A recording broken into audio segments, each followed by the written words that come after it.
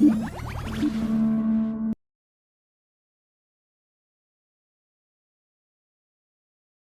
الله الرحمن الرحيم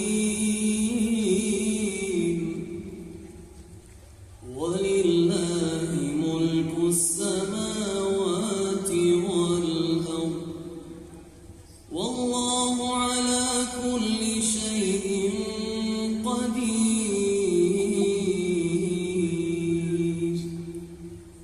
إن في خلق السماوات والأرض واختلاف الليل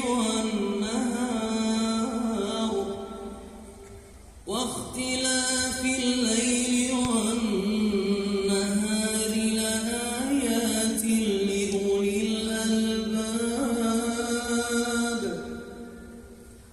الذين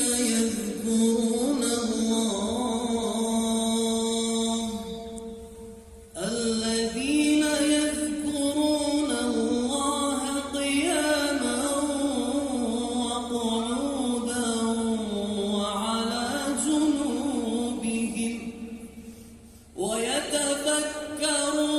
في خلق السماوات والأرض ربنا ما خلقت هذا باطلا سبحانك فقنا عذاب النار ربنا إنك من تدخل النار فقد أخزيته وما للظالمين من أنصار ربنا إننا سمعنا مناديا ينادي للإيمان أن آمنوا بربكم فآمنا ربنا فاغفر لنا ذنوبنا وكفر عنا سيئاتنا وتوفنا مع الأبرار ربنا وآتنا ما وعدتنا على رسلك ولا تخزنا يوم القيامة إنك لا تخلف الميعاد ربنا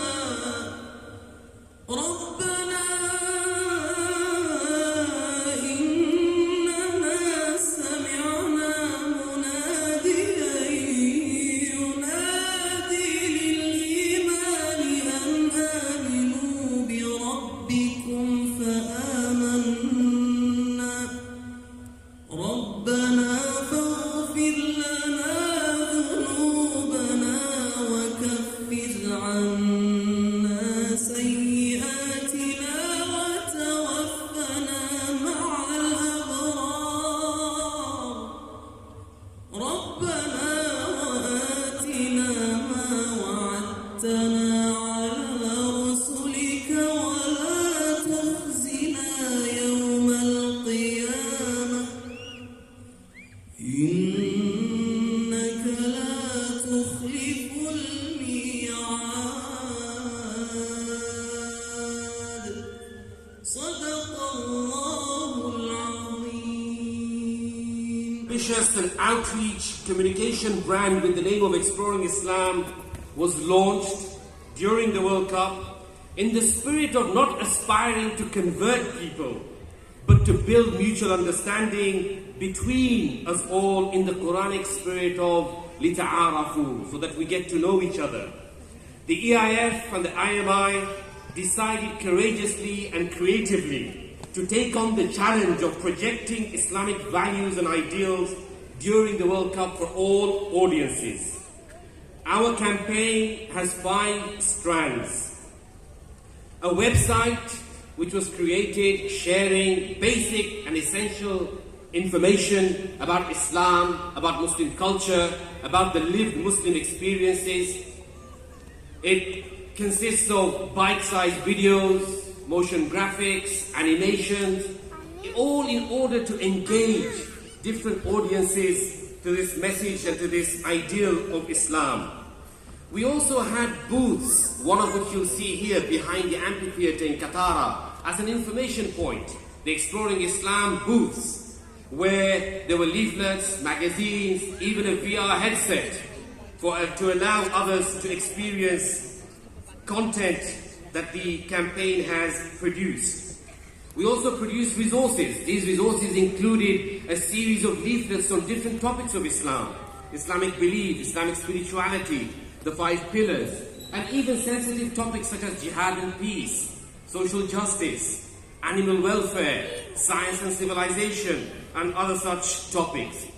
We also were quite bold and courageous to have in over 100 locations a billboard campaign, projecting values, projecting the lived Muslim experience, connecting that with an ideal which may be derived from the Quran or the prophetic legacy. And finally, we had a series of events. This is our last event of this series of events that the EIF and the IMI hosted in several venues across Doha, engaging different stakeholders. History in the making, as we witness the World Cup 2022 being generously hosted by the first Muslim country and the first country in the Middle East, has been bringing together millions of people from all over the globe for the world's biggest sporting event in a spirit of great hospitality and togetherness.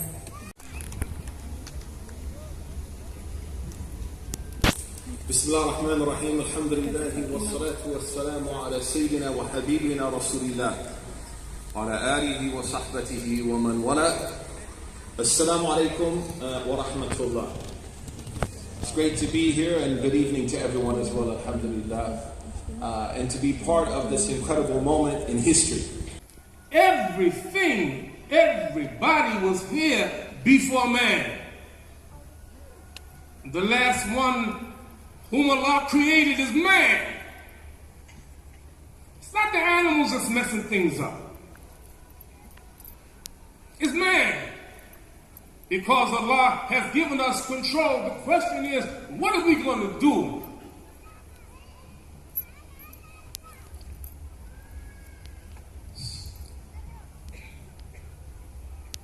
All of the people around the world, they look at the situation of the world and they're crying.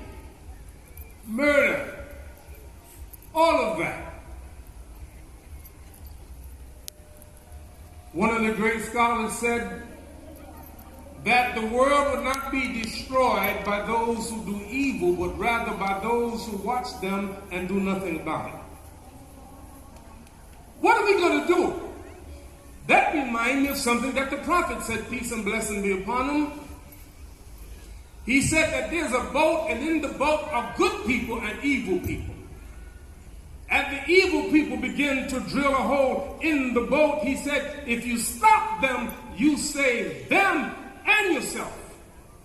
You let them go, you destroy them, and you destroy yourself. The question tonight is, what are we going to do?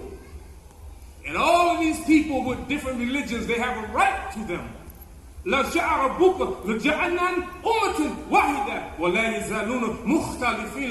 said, if it was His will, He would have made everybody the same. Everybody Muslim, everybody Jewish, everybody Christian, everybody Hindu. No.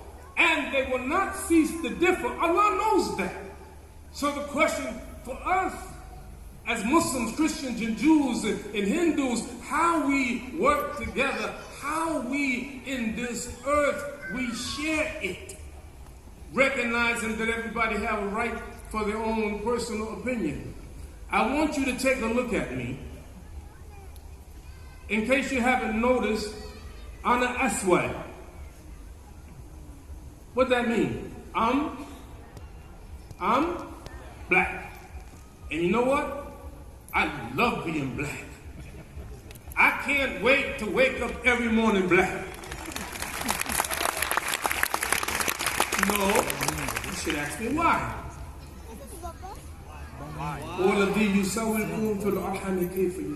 It is He, Allah, who created you in the womb as He pleased. If Allah pleased to make me a black man, I'm happy to be a black man.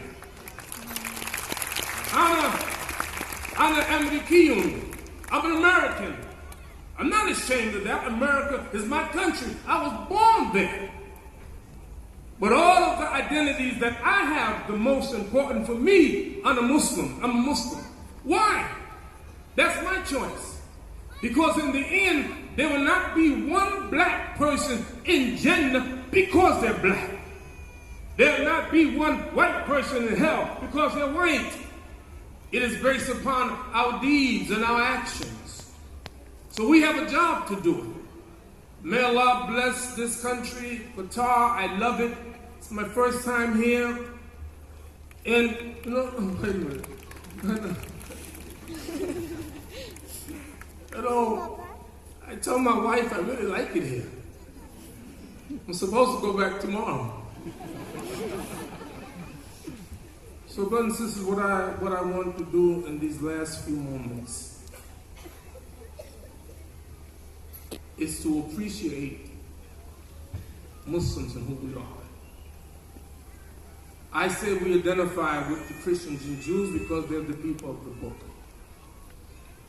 Consider the names that Muslims have: Yusuf, Joseph, David, Dawood, Sulaiman.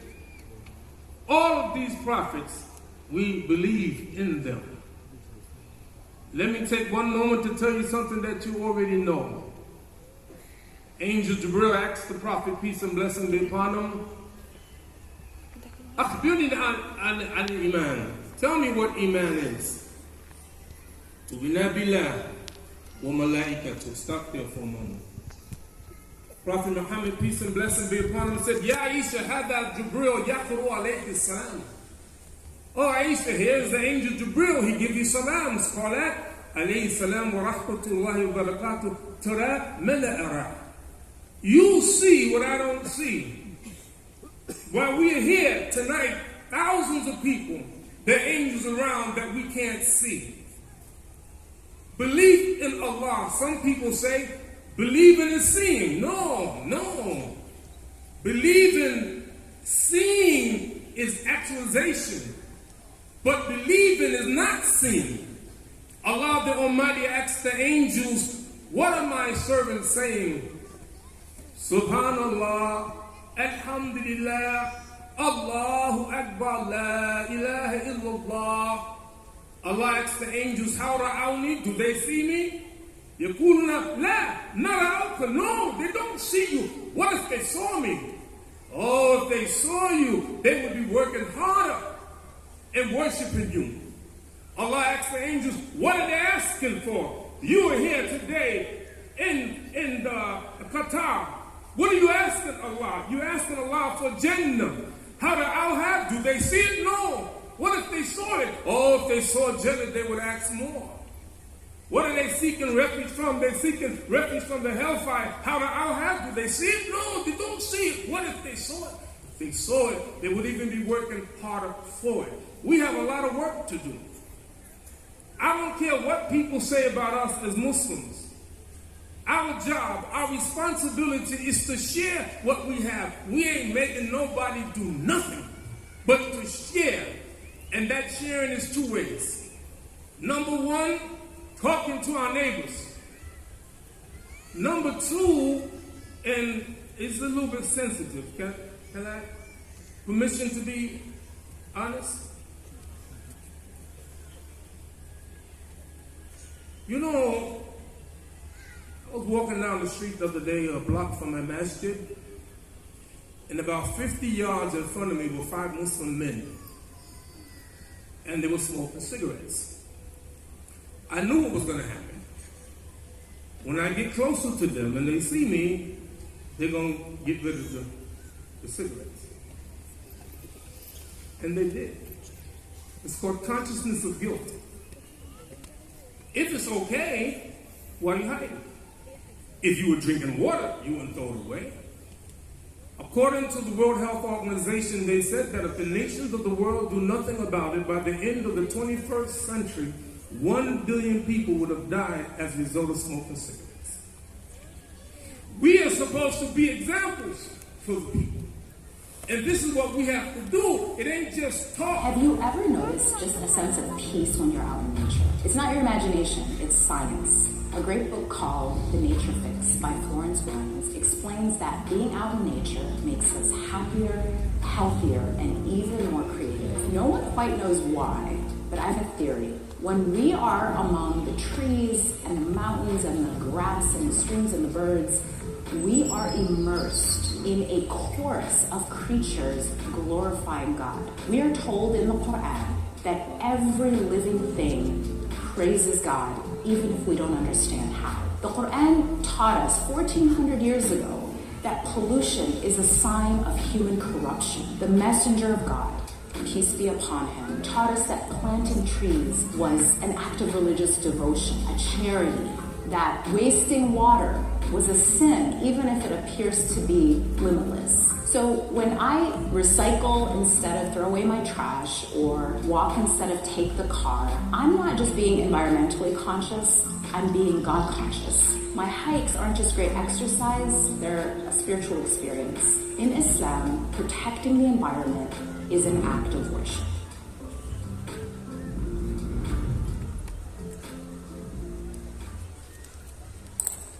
Speaker for the evening, all the way from Texas, USA, Nouman Ali Khan.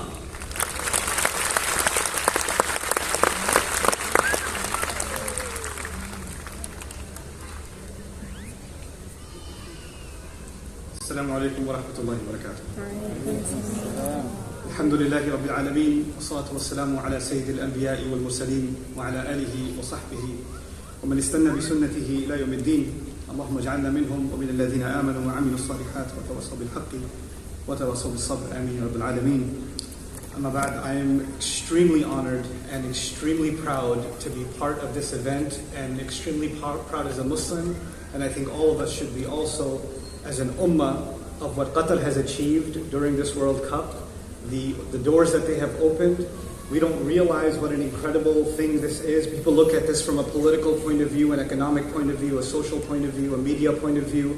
I look at it from a spiritual point of view. How many hundreds of thousands, if not millions, about a masjid, what they thought about, the outlook of Muslims, the fact that so many hundreds of thousands of people are already starting to post on social media that they're rethinking their relationship with alcohol, they're rethinking their relationship with cleanliness. They are, they're becoming more open to thinking about other cultures in ways they never considered before. These are all things that were supposed to be part of the legacy of Ibrahim alayhi salam, and they've accomplished that. So a round of applause for Qatar and for what they have accomplished for all of us. I'm also very grateful for EIF and IMI and Exploring Islam Foundation for being able to put this and many other incredible events together. May Allah reward all of the people that were involved and bring khair out of this, bring good out of this, that is for you, your families, and inshallah for generations to come. Now, I have a lot of thoughts about what I wanted to share with you this evening, and I'm praying to Allah that He gives me clarity in speech, that I'm able to say something to you that you can take back home with you, and remember and benefit yourselves and benefit others. So I'm going to start at the very top, and I'm going to ask you to repeat certain things after me, just so you know you remember what I said.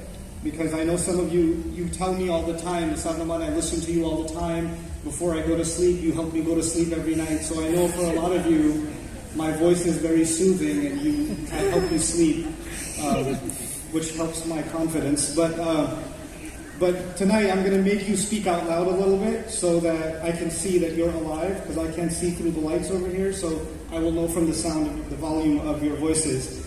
The first thing I'm going to talk to you about is some things you may not know about the word ayah. The ayah is the fundamental unit of the smallest unit of the Quran. I don't like to translate it as verse because that makes it sound like it's either biblical or poetic.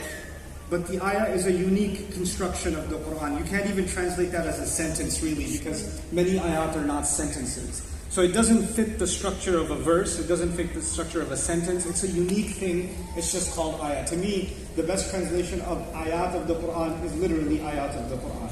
The same way I don't like to translate surahs of the Quran as chapters, because chapters are chronological and sequential. But anybody who's read the Quran knows that the second chapter may talk about something, supposed chapter, and the 10th or the 11th or the 12th may repeat exactly what was said already in the second supposed chapter. That's not what happens in chapters, but it certainly happens in the Quran. So the Quran's literary structures are surah and ayah.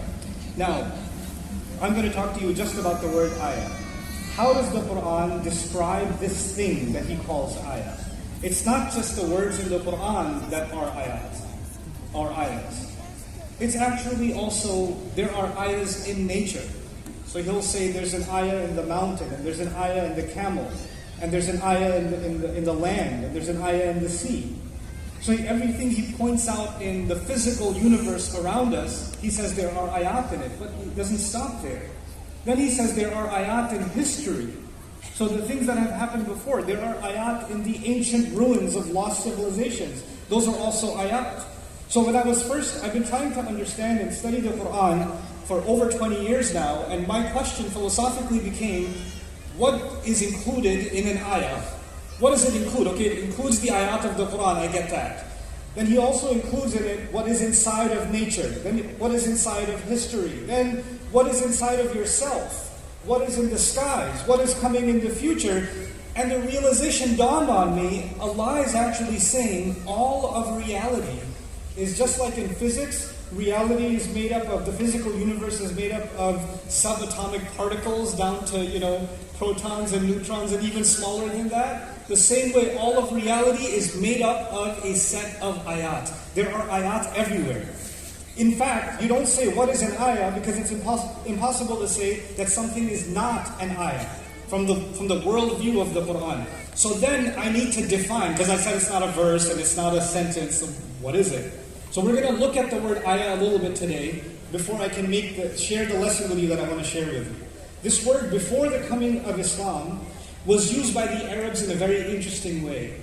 Like, for example, when they would travel in the desert and, they stopped somewhere. They didn't have McDonald's back then, so they stopped somewhere in the middle of the desert and they started a fire and they made some food and they set up a tent. And when they finished, they picked up all their utensils and their clothes and the tent and all the valuable things, and they left.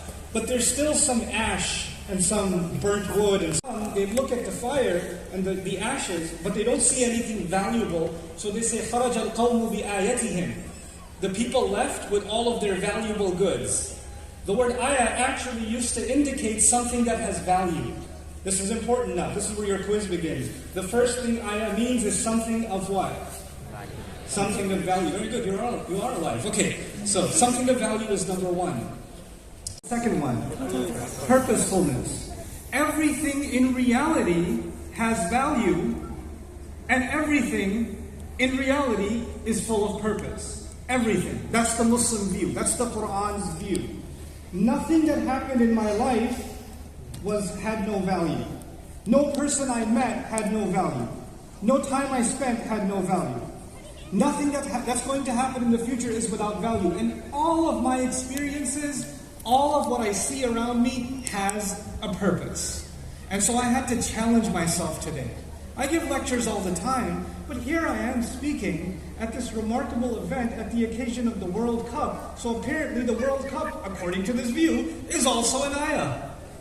And the match you're watching is also an ayah. And every one of those athletes are also ayat. And the stadium filled with fans are also ayat. And I'm like, how am I going to explain that? This is a spiritual experience, watching the semifinals? Or the people that are going to the final, they finally got a ticket, they're like, Alhamdulillah, I'm going to go see some ayat of Allah. Like,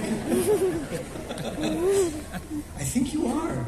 It's just about perspective, isn't it? So what does Allah say about the reality of ayat. He says, لِيَدَّبَّرُوا آيَاتِهِ. So they think deeply of what is behind his ayat. So there's a mountain, there's a camel, there's history. That's all what your senses can perceive or what your mind can read about. But behind them there is something valuable and purposeful that cannot come out until you reflect and contemplate. That's actually the point that I'm going to try to make to you. I've given you two meanings of the word ayah. We're going to use that throughout these few minutes that I'm going to share my message with you. One of the most amazing things that dawned on me today as I was thinking about what to share with you is an ayah of the Quran where Allah says, وَمَا الْحَيَاةُ الدُّنْيَا إِلَّا لَهْوٌ وَلَعِبٌ. Worldly life, this life that you and I have, these few years that we have on this planet, is nothing but entertainment and a game. Or you can call it, in our context, a match. Because a match at the end of the day is also what? A game. Right? So now Allah is doing something, it's called, this tashbih baligh in Arabic studies. Allah is not saying life is like a game. He's saying life is a game. And this is actually a very powerful way of expressing something in Arabic. Clearly, life isn't a game. Your job is not a game. Somebody sitting in the hospital is not playing games, right? There's wars going on, that's not a game. But Allah is saying if you contemplate a game, and you contemplate a match, a contest, then you might learn some valuable lessons about life itself. About what Allah wants you to know about life itself. So that's what you and I are going to do for a few minutes, inspired by the ayah, وَمَا الْحَيَاةُ الدُّنْيَا إِلَّا لَهْوٌ وَلَعِبٌ. Now, here are a few thoughts that I want to share with you. And by the way, on this idea of la'ib, this is one change in perspective that I want you to take home with you. When you experience something, you should think about how is that an ayah of Allah. Because remember, it's purposefulness. Purposefulness, if I'm walking with purpose, that means I'm heading to a direction, right? That's what that means. If I'm walking without purpose, I don't know where I'm going. A student that has purpose takes all the classes that are going to lead to their graduation. A student without purpose says, I'm going to try, architecture for a semester. Next semester, I'm going to take some music courses. Next semester, I'm going to, study, Bolivian history. I don't know, because my parents pay my tuition, so I feel like I can do that, I can explore. That means they don't have purpose yet, right? The purpose of the ayah is to lead you back to Allah, in some way or the other. So Allah is saying all of reality, if you thought about it, if you thought, really deeply about it, in some way or the other, it's going to take you back to God. So let's think about this. In sports, the athlete, I was talking to Sonny Williams earlier today, I was like, before there's a match, what's going through your mind? Like, what are you thinking about? What are some of your anxieties before you... there's fans sitting and cheering and everybody else. Can you imagine what's going on in the mind and the heart of the athlete? That's, they haven't come out before the crowd yet. The fears they have to overcome, the nerves they have to calm. Not only is everybody watching and there's so much expectation, my family, my team, all the preparation, all the trials, and finally I'm here and I better prove myself. And then there's thoughts about the opponent and how strong they are and how organized they are and how scary they may be and all of that stuff. And I better prove myself and the most successful athletes are the ones that are able to calm their nerves. Whatever sports you watch, you know something. Sports is 50% talent and 50% psychology. When you've lost in your head, when you've lost your nerve, when you've lost your composure, you could be the most talented athlete, you can't perform on the field. It doesn't matter which sport it is. So it is actually success on the field, first of all, is going to come from a certain kind of mindset. And Allah is teaching us something about every event in my life, every contest in my life. Whether you're going into a job interview, whether you're going to, go study in the university, some of you said you took Shahada, you became Muslim, you're going to embark on learning your religion from zero, you're going to start learning a little bit of Arabic or something like that, there are going to be intimidating challenges in front of you. But those athletes are actually a kind of inspiration. They didn't just show up on the field. That athlete at one point was a kid playing on the street, and nobody knew he's going to be a star in the world. And they had to cross hundreds and hundreds and hundreds of hurdles before they made it to their city team, to the national team, to the Olympic team, to the team that qualifies even for the World Cup. There are lots of hurdles these people crossed. Now people on the outside, all they see is, they lost the match. He doesn't even know how to pass the ball. They look at that one mistake and they make a little YouTube short out of it, and everybody comments on, my God, they pay you so much money, you don't know how to kick a ball. You know, I could have, my grandmother could have kicked the ball better than that. You're the reason we're going. And so people are so passionate and angry about this athlete and the mistake that they made, or that cost us the game, or they lost the nerve and all of it. But what you don't see is years and years of training, grueling, practice, and so many battles that were won to even make it to that field. You don't see any of that. You see that one mistake, and everybody's mad at the guy. He's the new meme, poor guy, right? And if you contemplate that in your life for a moment, you and I feel that we get judged for our mistakes. Like, people don't remember any good that you do, they just remember the one bad thing that you do. Right? And they keep reminding you of it. Remember that kick? Yeah. Yeah. It doesn't matter what else you accomplish in your life, now you're a loser forever. So you feel like people are judging me unfairly because they take my one mistake and they keep repeating it and repeating it and repeating it, and now they're trying to reduce me, like as if there's nothing else I've ever done or there's nothing else I'll ever be capable of, right? But we do that, and we feel that people are doing that to us, but we don't feel bad when we do it to others. We actually don't even think about it. It's so easy to pass that judgment. It's so easy to say, oh, this person, this is the cause of our failure. This is what they've done. But those athletes themselves, they could not survive where they are if they paid attention to you and me. If they heard the boos in the crowd and watched all that criticism and all of that, and it started affecting them, they couldn't be where they are.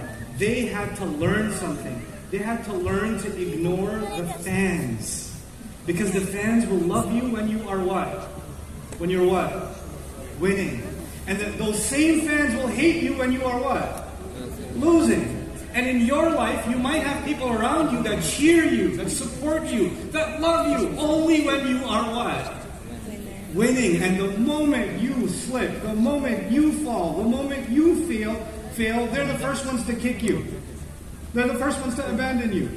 And you realize something. The people who truly succeed, they're on the field. They're not in the comment section.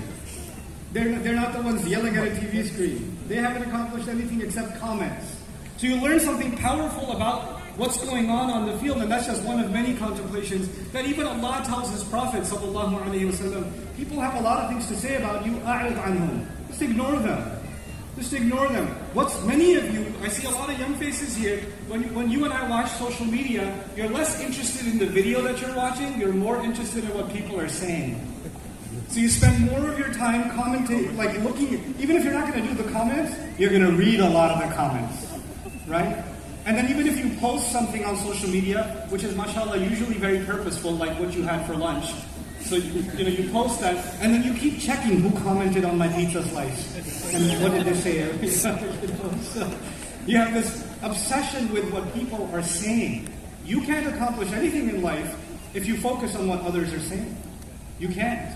And this is crazy because in the new world of social media, all that matters is engagement and analytics and what are the comments saying and what are the ratings and how many likes are you getting, and this is the new currency. This is the new way to become rich, right?